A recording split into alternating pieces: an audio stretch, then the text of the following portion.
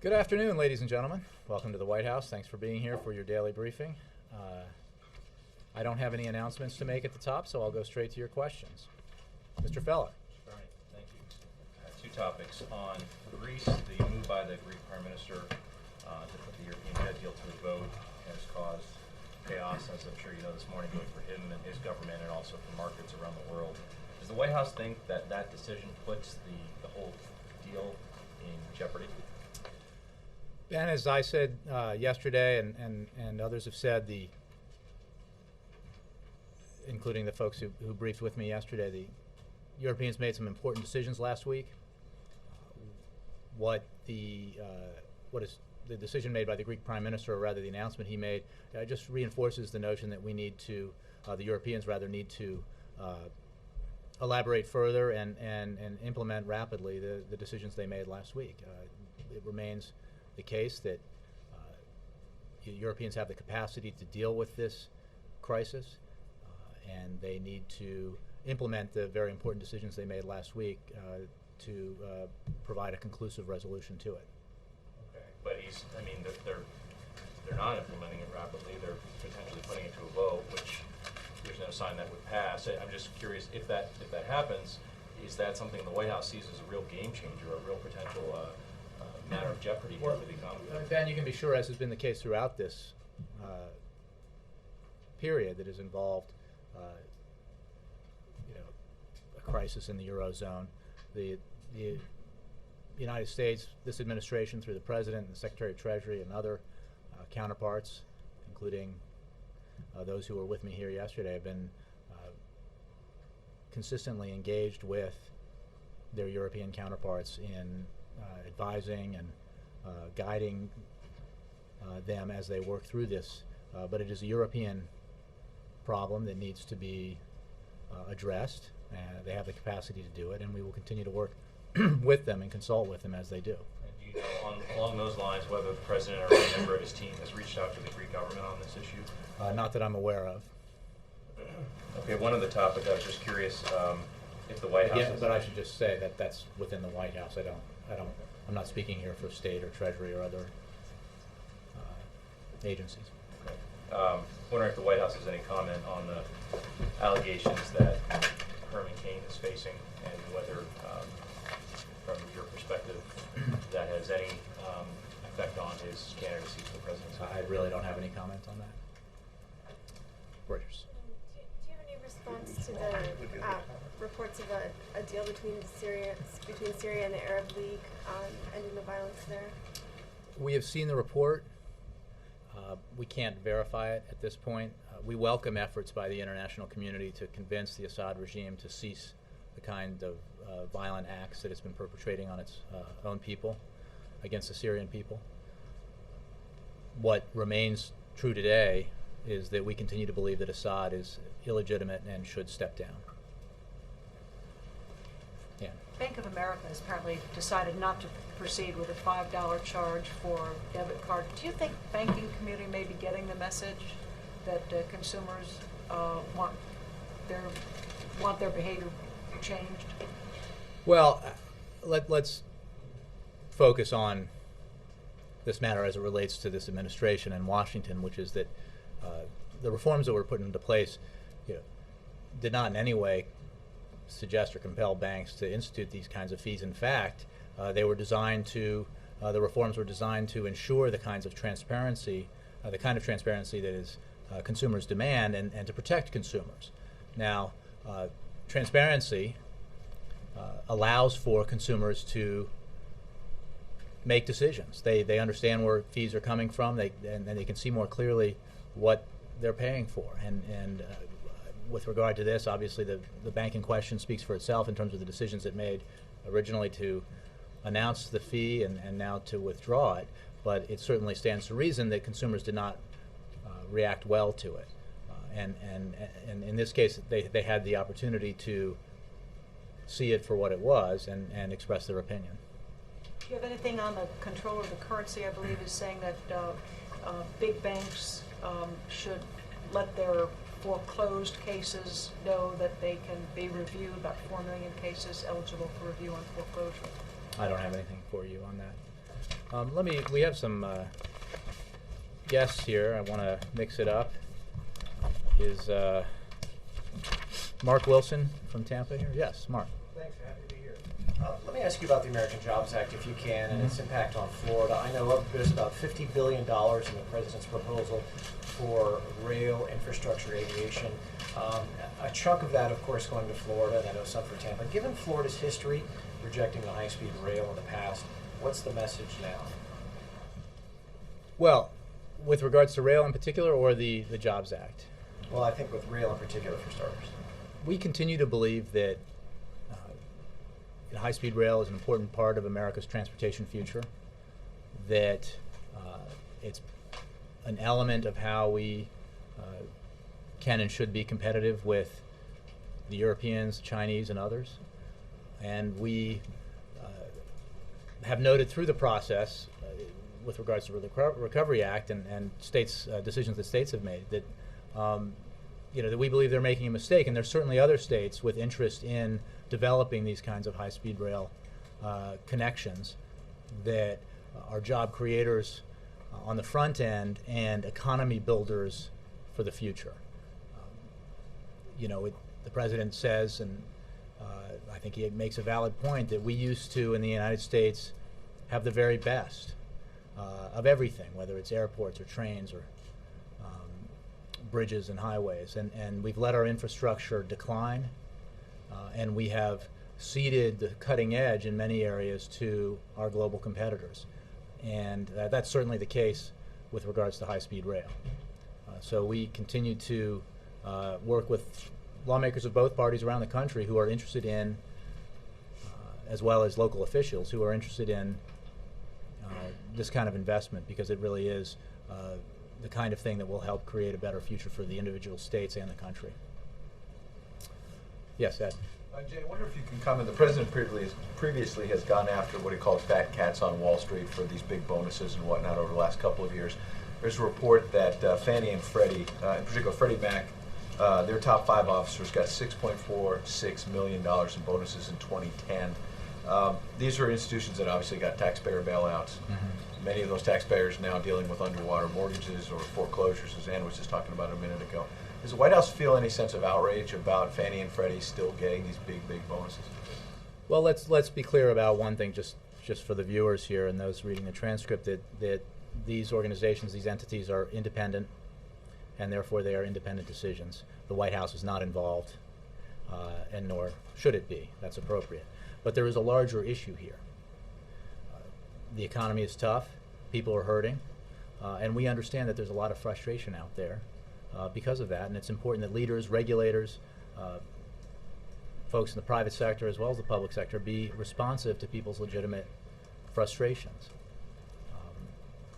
We believe that there needs to be accountability and responsibility in the compensation practices of firms, and that's why we fought to ensure that the Wall Street Reform and Financial Protection Act included say on pay, which would let shareholders have a voice in compensation practices, and important clawback provisions that would recoup compensation paid prior to a company's failure. Again, so that's a broader principle at work here. The White House does not have a role in assigning pay for this independent agency, but I think more broadly, everyone needs to be sensitive to and responsive to the frustration that is being expressed by Americans all over the country about what they feel is an imbalance, perhaps, in these kinds of areas. Independent, but when the president was in the Rose Garden in September talking about his deficit plan, he talked about part of that being cutting tens of billions of dollars to Fannie and Freddie. So there is some leverage here that you should have. Well, we have always said, you have to wind down, and we will. We need to wind Fannie and Freddie down, and we need to do it responsibly. We also need to keep focused on the task of implementing financial reforms, which Republicans, as you know, want to repeal. There's a rider, as we speak, being attached to an appropriations bill that Republicans support, which would roll back the kind of provisions on derivatives, I believe, if I have this right, that are elemental to the Wall Street reforms that we put into place. and that I think many Americans, if they were aware of this kind of activity, would be appalled by, because these reforms were designed to prevent the very crisis that befell this country and affected the American economy, American workers, and the global economy in 2008. So we're going to press ahead with that. We're going to insist that Wall Street reform be implemented and that it not be watered down or repealed. But we have to be clear in the broader discussion here about whose side this president is on, and in Congress, what Republicans are trying to do to water down or repeal the very reforms that the president fought so hard to put into place. Last quick thing on jobs. One of the local markets you brought in, I think, is from Hampton Roads, Virginia, and the president's going to designate Fort Monroe as a national landmark. Speaker Boehner is questioning the White House claim that this is going to create 3,000 jobs. Well, there's been so much back and forth over the last couple of years about stimulus, now about the current jobs bill. So how does the White House back up the claim that this will create 3,000 jobs? And I realized when I said bless you to Laura that on camera it might look like I was blessing you, which I bless you as well. But the jobs claims here, that the expectation that jobs will be created as a result of this designation actually are not made by us, but by local officials in Virginia, including, I believe, the governor. So I would suggest the Speaker take it up with them. The President believes very strongly that jobs will be created. Then how many, I think, we rely on the local officials to project. But he believes this is an action he can and should take that is inherently good because of the designation, and also is a job creator. Yes. Thanks, Jay. President Obama is scheduled to meet with House Democratic leadership today. Can you give us a brief preview of the nature of that meeting? Well, I think, as you know, he meets with congressional leaders and House Democratic and Senate Democratic leaders on occasion. I don't have a specific agenda to discuss, except for the broader agenda that the President and Democrats share, which is that Congress needs to do something about jobs and the economy. It is the #1 priority of the American people, and I'm sure he will discuss with the leaders who are here ways that perhaps the House can be compelled to take action on the issues that are of greatest importance to the American people. Has he invited Republican leadership to the White I don't House? have any announcements of future meetings to make. Will he? Anything's possible.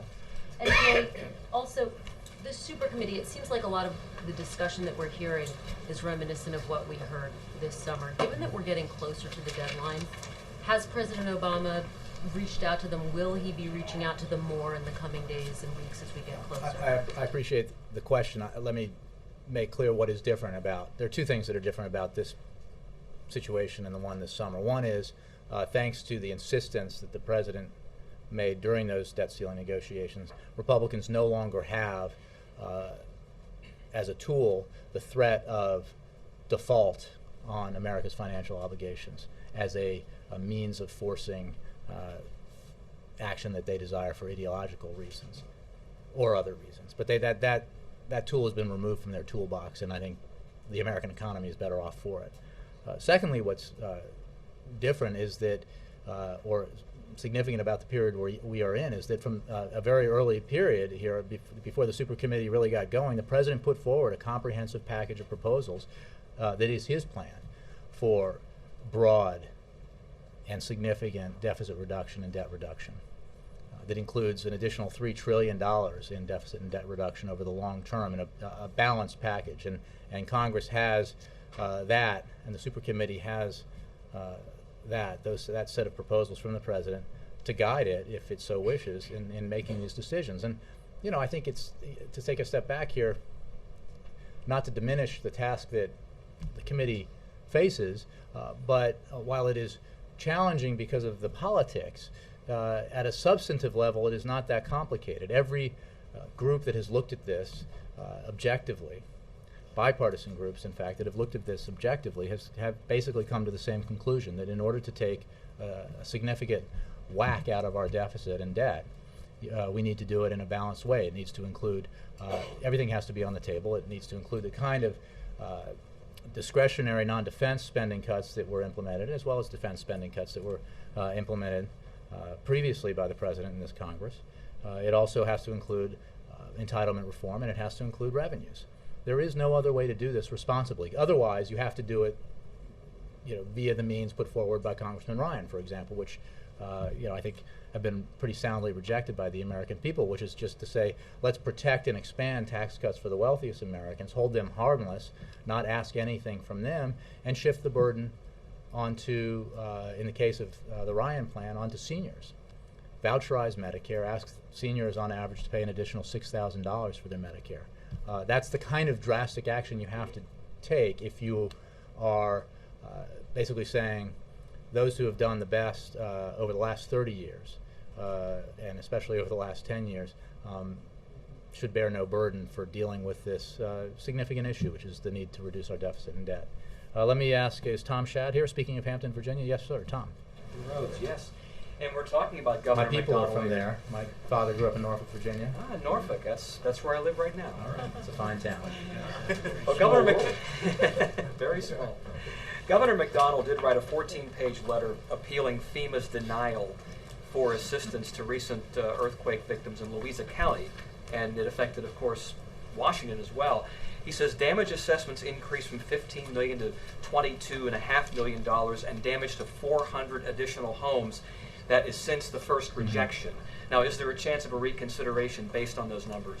Well, I would ask you to check with FEMA in terms of their processes for reviewing this, but I'm sure you do know, well, two things. One, that the administration in general has worked very closely with Virginia officials, including the governor, to respond to a number of disasters.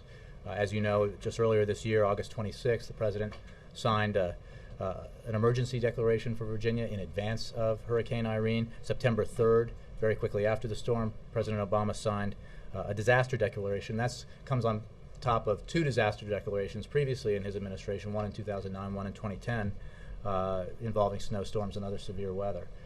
The way that the same formula that FEMA looks at, that looked at in terms of recommending those disaster declarations for Irene and other disasters, was applied in the earthquake situation, and it's my understanding that FEMA decided that while there was damage, that Virginia had it within its capacity to deal with it with regards to the earthquake. Now, President Obama has ordered FEMA to stay focused, going to the top of your question, on helping Virginia recover and rebuild, and that's what this administration will continue to do.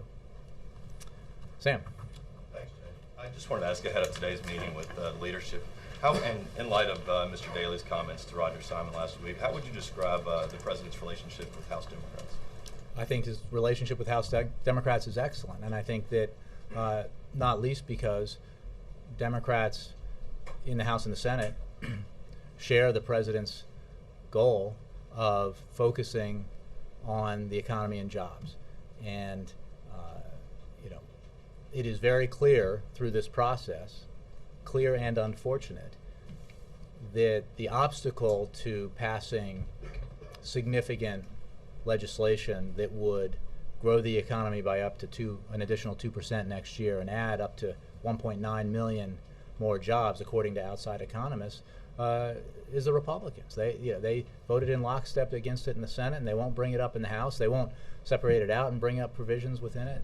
I mean, hopefully that will change, and maybe it will change in the House. And I certainly there is some sign that there's a sensitivity here to what is becoming, I think, blatantly obvious to everyone in this room and everyone who pays attention, and that is that the Republicans in Congress are out of step, not just with Democrats in Congress or this president, not just with Democrats and independents out in the country, but even Republicans, their own constituents, their own constituents and even their own supporters within their own states and districts, who overwhelmingly support both the provisions of the American Jobs Act and the means by which the president and Democrats in the Senate believe it ought to be paid for. So the relations are quite good.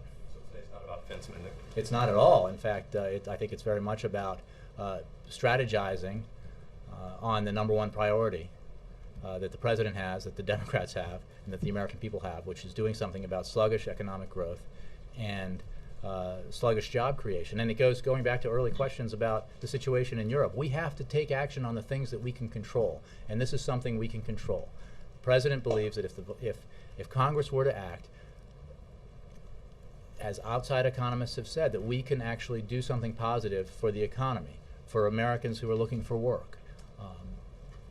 even as we have to deal with things like the crisis in Europe that aren't entirely within our control. We certainly should take action where we can do it. John Christopher. Might the President consider delaying the implementation of Dodd-Frank to keep the U.S. competitive, at least from a regulatory standpoint, with its European and worldwide competitors? The President believes firmly that the reforms that are part of Dodd-Frank, that are part of the Wall Street reform package, are the right thing to do, allow us to be both competitive and strong and prevent the kind of financial crisis that we saw befall the nation in 2008 and it affected the global economy. So the answer is no. All right. Will you give us a preview of the Key Bridge speech tomorrow? Is there going to be anything new from the other infrastructure speech he's delivered at Bridges? Well, I don't, I'm not sure. It'll be a little different. Key instead of Brent Spence. Well, look, obviously the Senate is going to take up that provision within the American Jobs Act, and the President looks forward to making the case at a bridge that needs repair, as he did at the Brent Spence Bridge. But this is, look, I mean, this is not, none of these are one-shot deals. I mean, you're talking about a lot of potential building and rebuilding that could go on if this money were secured, if Congress were to pass it, and a lot of jobs that would be had by the American people if these construction projects could get underway, rebuilding bridges, highways, and schools. So I don't think that case can be made too often, especially when we're faced with obstruction in Congress. Because, as I've said before, the President understands that Congress won't act, Republicans won't act because he asks them to. That's one lesson we've learned. But Congress may act if their constituents insist that Congress acts. The Republicans, in this case, constituents, make their voices heard and say, get to work. Please focus on the things that matter. We all love baseball, but passing Hall of Fame coins, you know, that can't be the highest priority that the House of Representatives has. So let's focus on the things that matter most to the American people, and in that case, in the fall of 2011, it's jobs and the economy. Let me see, is John Hook here? Yes. Phoenix, yes. Jay, thanks. It's a question about the border. You know, in Arizona, we went our own way with SB 1070. Feds sued us. We're waiting. You're talking about, yeah, that's the immigration law? Exactly. Now, the question is, the President argued during this, you can't have a patchwork of immigration laws going state to state to state. But what about the logic of whether that applies when it comes to marijuana law, which you have a patchwork of laws state to state to state? It's all over the board. I confess to you that I don't have anything to add to what's been said. I mean, I think it's a consistency question. I take your point. Obviously, there are lots of laws, and I'm going out of my lane here, neither being a lawyer nor a lawmaker, but that are reserved for the states. And then there are issues like immigration, because they involve our federal borders, that need to be handled at a federal level. And the problem that's created by a patchwork of immigration regulations, I think, is obvious. And that's why we need, to go to your point, comprehensive immigration reform, and why the President is so frustrated at times by the fact that there used to be a bipartisan consensus for immigration reform, a bipartisan consensus that was led on the Republican side by the last two nominees for president, John McCain and George W. Bush, of that party. And that consensus seems to have been lost, which is unfortunate. He will continue to push for bipartisan immigration reform. It's the only way to do it, and it's vital, and it needs to be comprehensive. So on immigration, that's what I can tell you. On the other issue, I don't really have an answer. Mr. Noller. Jay, on Fort Monroe, was that event left over from the bus trip a couple of weeks ago? Seems like it might have been a natural. Well, we had a busy schedule on that bus trip, and while I would have liked to have spent more time in that particular region of the state, we had plenty to do. So, I mean, look, the fact of the matter is, as I've been asked about, like, well, is this going to be just a few executive actions that the President's going to take? No. You know, he has asked his team, both in the White House and broadly within the administration, to look for ways that we can act, that he can act, using his executive powers, to advance the American people's agenda on the economy, on jobs, on shortages of vital medications, helping underwater homeowners refinance their mortgages, helping students who are carrying a heavy debt burden deal with that debt burden. So this will be, and you know what, there could be another one in Virginia, who knows, but or in North Carolina or in other states where we've been as the days and weeks unfold, because he's asking for the very best ideas, small, medium, and large, to address these problems while we wait for Congress to act, because we can't wait. We have to do the things that we can do while Congress figures out whether it's going to take action on jobs and the economy. And on the Key Bridge, are there any leading Republicans living on opposite ends of the bridge we don't know about? Well, you would probably know better than I. You're the keeper of all the facts. I don't know whose district that is on the Virginia end of the. Who said that? Very well. Very good. Let's see. What else do I have here? I want to call on Brian Taft, Philadelphia. Brian, you're all on this side. Sure. Since we're here talking about the Jobs Act, sort of piggybacking on Sam's question, and apologies if this has been asked before, but to what extent, given the obstructionist nature that you keep referring to in Congress, to what means is the president willing to go to break out various aspects through executive order or other means to pass these separate provisions of the bill? And how much has he inadvertently or otherwise sort of linked the success of his candidacy next year to the success of this act?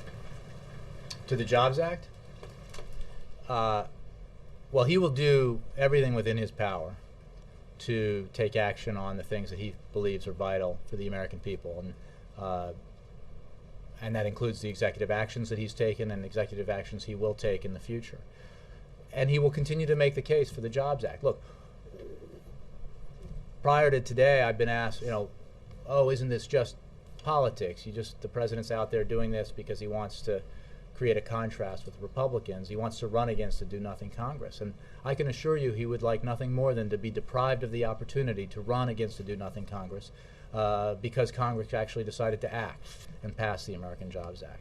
And the difficulty we have with this is that I know, because I sat in the meetings, the Jobs Act was constructed, put together with pieces, with elements, that were the kinds of things that had traditionally been supported by not just Democrats but Republicans, and it was constructed that way deliberately, out of the hope that because this is the priority that the American people have so clearly identified, that Congress would act, that Republicans would see, hey, I recognize that, I voted for that once, more than once, in fact, whether it's infrastructure spending or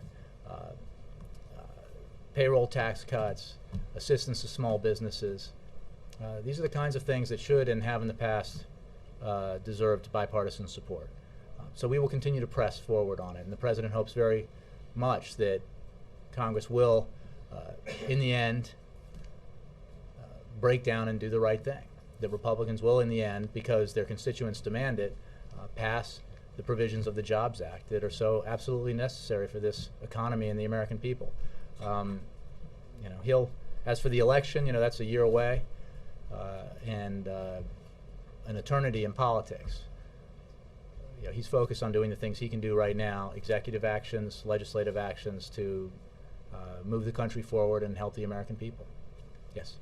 Are you Amelia? I am Amelia. Nice to see you. Minneapolis. Yep. It's along those questions too about these executive orders that the president has been issuing. He's had the legal authority to do it for quite a while now, for some time. Why did he wait until now to do this? Well, he has. These are not the first executive actions that he's taken, and he certainly, through his presidency, has issued. I'm sorry, in relation to the jobs bill. Well, I mean, but no, I take your point, and it's a good question. But he has always obviously had the authority to take executive action, either through executive orders or presidential memoranda, or through some of the other actions that he's taken. He has stepped up this precisely because there is an urgent need to take action on the economy and jobs, and broadly on some of these issues, that is made all the more urgent by Congress's refusal to act, by Republicans in Congress's refusal. Republicans in Congress refusal to act. So. The authority has existed and has been acted upon in the past, but it is more intense now because we can't wait for Congress to act. There is an urgent need. And again, going back to questions I got about the turmoil in Europe, which has been ongoing, and looks like taking a step even further back and looking at some of the challenges we faced as an economy this year that we can't control. The earthquake and tsunami in Japan, which had a global impact on the economy. The unrest in the Arab world that had an effect on oil prices, and the European crisis. All these things are things that we can't necessarily control, that create headwinds on our economy. What we can control is what we do here in Washington to help the American people and move the economy forward. So he's very focused on doing everything he can, working with Congress and using his pen to advance that agenda. And I just want to be clear that, as specifically, the Jobs Act is filled with provisions that require legislative action. So the executive authority he's exercising in these other initiatives do not overlap with the Jobs Act. He's not pulling pieces out and making them law by fiat. I mean, I'm sure he wishes he could do that, but some things require legislative action. Other things he can do through executive authority. Yes. Last week, in the president's first executive order that he announced, he talked about reforms for HARP. I was just wondering if he would reforms for HARP for homeowners who wanted to refinance their mortgages. The other part of that would be HAMP for homeowners looking to modify their mortgages. And the Special Inspector General for TARP says there's about $30 billion the Treasury has for those homeowners that haven't been used. Can we expect to hear any action on HAMP, or is it less politically advantageous to be advocating for homeowners who are delinquent on their loans rather than those who have made good, in which those reforms would impact from last week? Well, I mean, those programs exist precisely because the president believes that it was important to take action, and restoring health in the housing market after its dramatic collapse remains a difficult challenge, and we are working aggressively to help all homeowners modify their loans to avoid going into foreclosure and investing in communities hit by the continued difficulties in the market.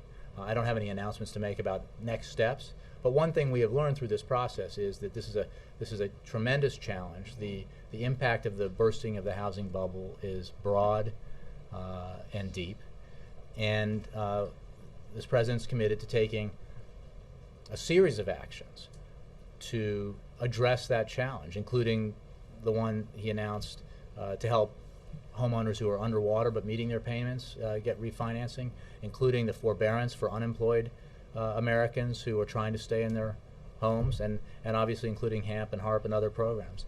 He'll continue to look for ways to improve the situation, alleviate the pressure on homeowners as we deal with this very difficult, broad and deep challenge.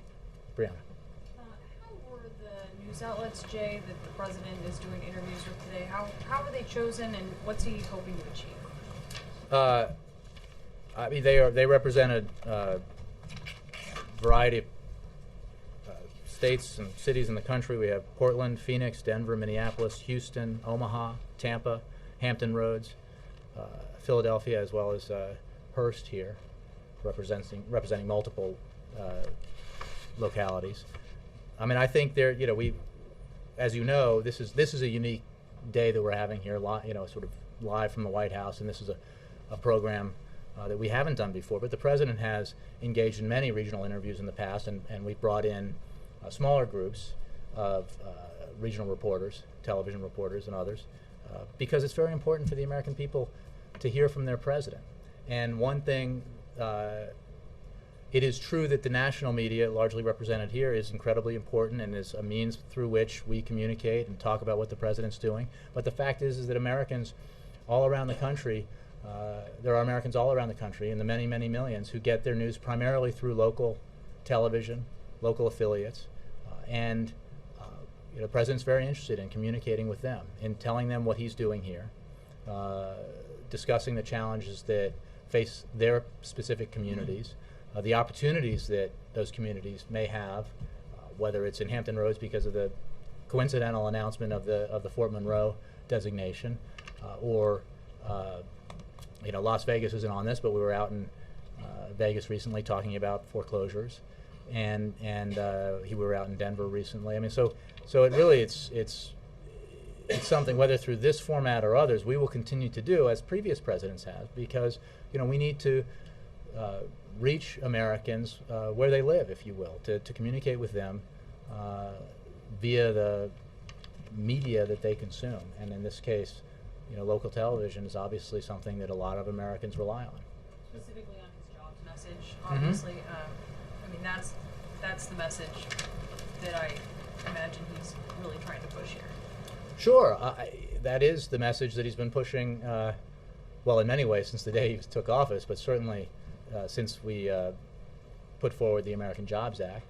And he was very eager to talk about that, but the reporters who are here today and the reporters who have been here in the past and will be in the future from regional and local media, ask the questions that are on their minds. So I can assure you that he got questions on other issues besides the Jobs Act and his executive actions.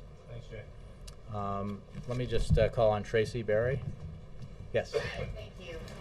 I'd like to talk about the Occupy movement. Mhm. In Portland last night, federal security officers joined with Portland police in clearing out and arresting campers who were staying overnight in a federal plaza. What is the federal policy on dealing with these protesters? Well, this is, I think, a unique circumstance, the first of its kind. I would refer to DHS in this case because it was involved, I think, the Federal Protective Service as well as local Portland authorities. Our broad posture here is that we understand the frustrations that have been expressed by many Americans in different cities across the country about, broadly speaking, the economy, and also about the need for Wall Street to work by the same rules that Main Street works by. It's also the case, as I've said in answer to questions about situations in other cities, that everyone needs to behave, handle themselves in a lawful way, but I don't have anything specific about that particular incident. I just didn't know if that was usual for them to be involved. Well, I think the issue here was that it was federal property, so it just as if something happens in one of the federal parks here, it might involve the National Park Service or something like that. So I think that was the reason in this case. Thanks, guys.